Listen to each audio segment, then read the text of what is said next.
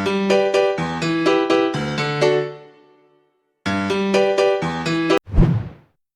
sekarang Ibu akan menjelaskan tentang pengelompokan hidrokarbon. Jadi, hidrokarbon itu sangat banyak jumlahnya ya di alam, sehingga para ilmuwan mengelompokkannya. Yang pertama, kita kelompokkan berdasarkan bentuk rantai karbonnya.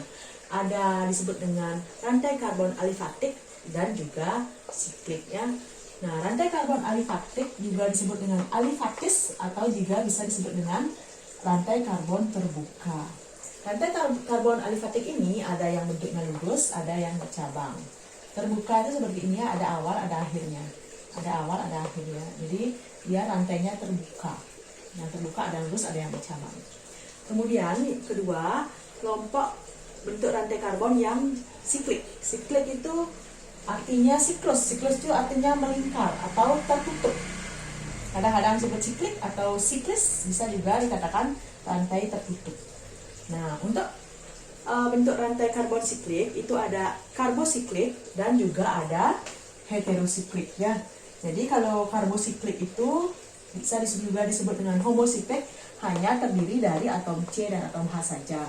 Kalau heterosiklik dia terdiri selain dari C dan H, dia juga terdiri dari atom lain, bisa N, bisa O, intinya selain C dan H.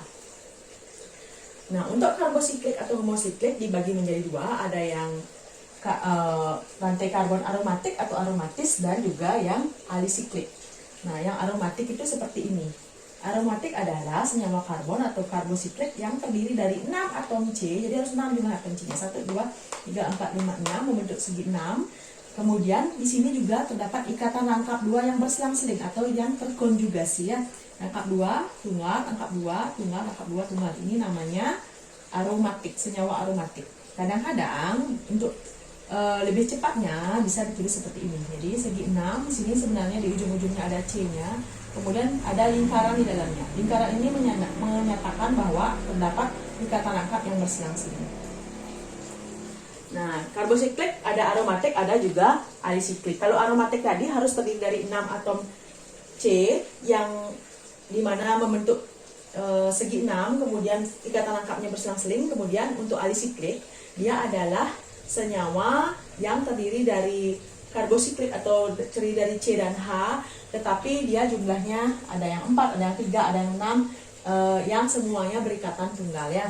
Yang penting dia tidak aromatik, berarti dia namanya alisiklik.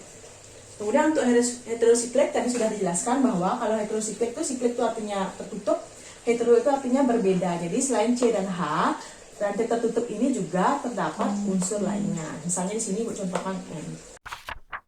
Pengelompokan senyawa hidrokarbon yang kedua bisa dilakukan berdasarkan jenis ikatannya. Jadi berdasarkan jenis ikatan, hidrokarbon dikelompokkan menjadi dua, yaitu hidrokarbon jenuh dan hidrokarbon tak jenuh. Hidrokarbon jenuh itu artinya hanya terdapat ikatan tunggal di dalam senyawa tersebut. Jadi di hidrokarbon ini hanya terdapat semuanya terdiri dari ikatan tunggal.